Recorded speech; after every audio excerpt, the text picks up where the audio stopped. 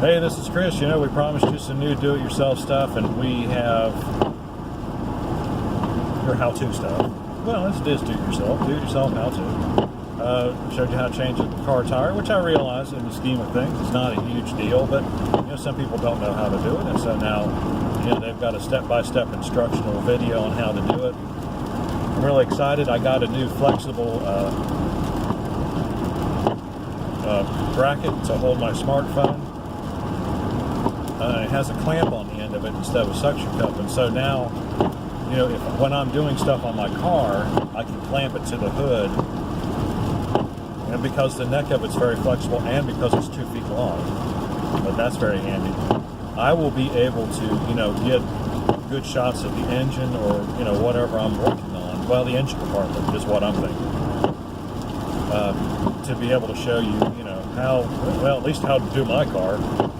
There's a lot of Camrys out there. Mine's 2006. My wife has 2004.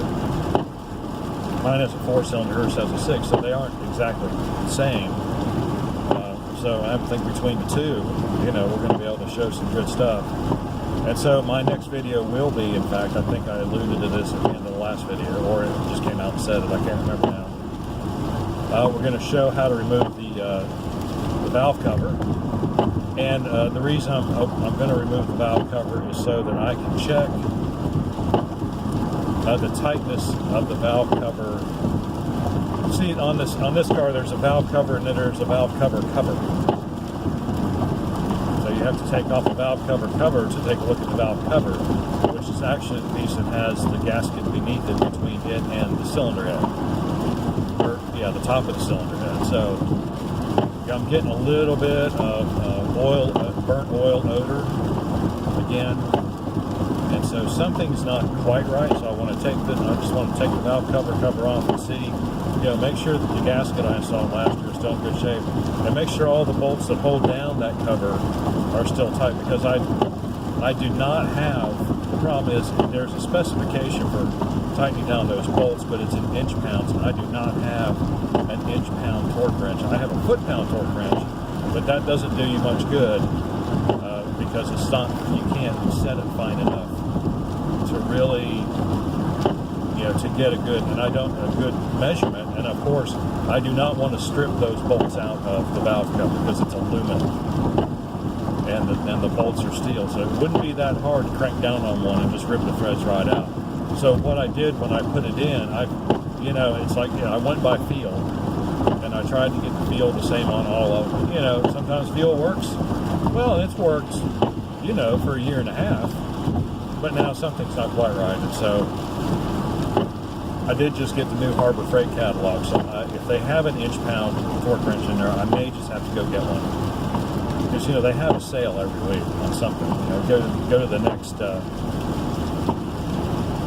yeah, we got some vibration, don't we? A little bit. But, of course, the camera will probably take care of it. Yeah, get an inch-pound wrench and stick it on those bolts and make sure it's dead on. And we'll see. I don't see any evidence of oil leak anywhere down the front. I did for a couple days. It was weird, but that might have just been when I put some oil in, because the car started using oil finally at 300,000 miles. It now uses port every 3,000 miles. You know, wow, what crappy engineering, right? No, I'm just kidding. This is the best engineered car I've ever driven. I've had zero problems with it. So yeah, we'll get that wrench to get things checked out. But yeah, you'll be able to see it. You'll be able to see what I'm doing, and I can explain step by step how to do it. You know, sometimes it's good to get, you know, it's good to just watch a video just to see somebody methodically go through something, and that will give you, if you have something to do, you know, and you realize that every mechanical job is just a series of steps. And if you can follow each step the way it's supposed to be done, you'll be good. That's all there is to it. And don't take any shortcuts, because it never works out in the end. Anyway, looking forward to making that video for you. If you have any questions or comments, please do so in the section below. If you would like something explained that's kind of generic to all cars that I could possibly demonstrate for you, be happy to do a video on that. So let me know if you'd like to do that. Like and subscribe. We appreciate when you do, and we'll see you on the next one.